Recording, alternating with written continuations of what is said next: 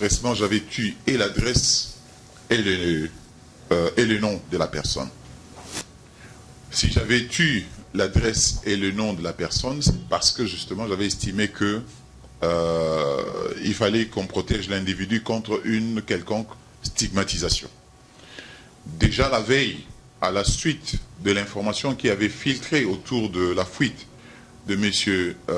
Marcel Ngandou, sa résidence ainsi que sa famille ont fait l'objet de visites insolites à Mbujimaï et qu'on a même démoli sa maison.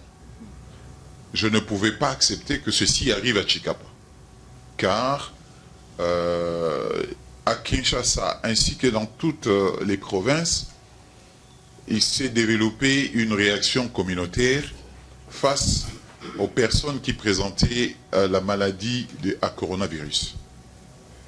Voilà la première raison qui m'a conduit à taire le nom et l'adresse du monsieur qui a été déclaré positif.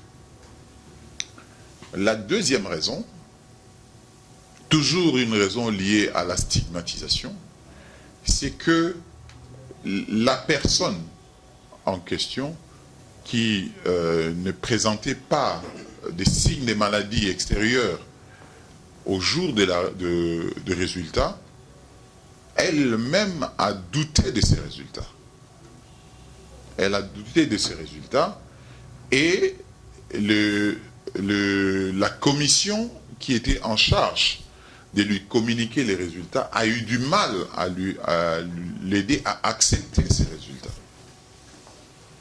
D'où les besoins pour nous d'entreprendre un travail de négociation et de discussion pour l'amener à accepter. Il s'en est suivi donc une série d'attitudes de « je t'aime moi non plus », tantôt il accepte de partir, tantôt il refuse de partir, et si bien que au jour que moi je me suis rendu à Kachongo, l'idée ou l'information c'était que le monsieur était en route. C'est pour cela que à chaque fois je n'ai pas arrêté de dire, soit je disais qu'il était en cours d'isolement, soit je disais que bon, il était déjà maîtrisé.